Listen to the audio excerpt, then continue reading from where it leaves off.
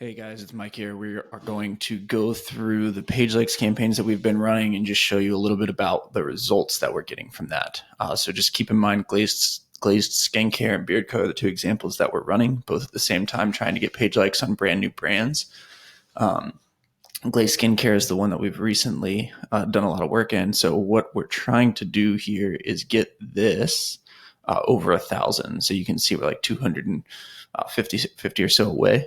They've got great top of funnel content, which is helping a ton. They're constantly engaging, and we are almost there. So I had a conversation the other day, and what we were doing was only going after our target audience. We got about 500 likes that were specifically in the United States, women, exactly what our target audience was looking for. And then I asked them the other day, I was like, just to bump it over the edge, we're just trying to pass the visual inspection right here. So all we want is 1,000 likes. After that, everything with the likes will happen organically. We don't need to continue paying for them. So I asked them the other day, I was like, do you care if we go internationally? It will drop down the price of the ads a dramatic amount. And we've already learned enough about the audience over here that we can make the assumptions that we need for our conversion campaigns and our lead campaigns. So what we're doing here is we're following our name generator, right? We've got this here that we're generating all of our names with.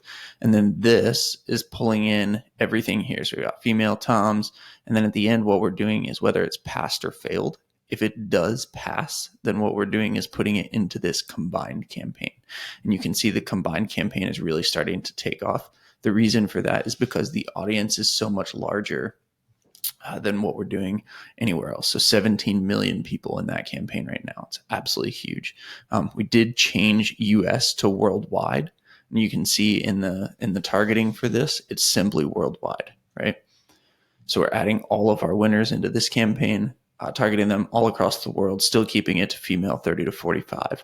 Just keep it a little bit specific. I think that audience was large enough for us. So what I'm doing when I'm optimizing this campaign is I'm sorting by page likes because that's the objective, right? And then I come over here to cost per page like, and I start looking at what, where are we at? There we go. Cost per page like, and I'm looking at what's below the average, right? So the average is going to be 17 cents. We're running for this month. We've been in 14 days. So what we can see, Pampers, for sure a win, 5 cents. That's nuts. 30 cents is not a win. 31 cents is not a win, right? So 17 cents. And then I'm coming over here to our campaign planning dashboard. And you can see I've taken out a couple columns just to make them fit here. So we can hide those really simply. We can see exactly when we launched it. And then what we can do is we know that Pampers lost. We know that Babies R Us lost. And you can just see that right there. So the very first thing I want to do is mark that down, right? Because what we're going to do in the future is use all these winners to pick new targetable audiences and combine them together in our conversion campaign. Fashion Nova, now these didn't get any likes, right? But at the same time, they did spend some money. And you can see here, amount spent 68 cents and 37 cents. So even if they do get one like today, they're still going to be over what our average cost per like is at 17 cents. So I'm not happy with that. They're not delivering results. Let's go ahead and scrap them. So what we're going to see, Vintage Boutique is there. It's lost. Charlotte Russe and Fashion Nova. Where are those? We've got Fashion Nova here. We're going to put lost, and then Charlotte Russe, we're retesting. We lost that one as well. So once I'm done with that, what I do is I go into this. Whoops, not pass. And I write pass or fail. And the reason for that is because now I know that I've tested it, right? I come back in here in the future. I can see that it's been tested. Babies R Us failed. Birchbox.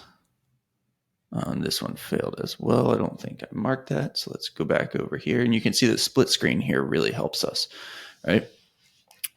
So I put those into fail. Pampers 1.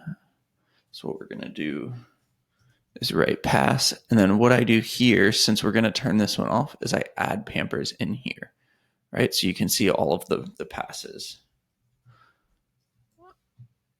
Boom. So we've got Pampers there. I'm going to X out of this. Where's the X? There we go. I usually have a bigger screen. It's a little bit easier to see. Then I'm going to go down here, and all of the ones that are on right now, I'm going to pause. Oops.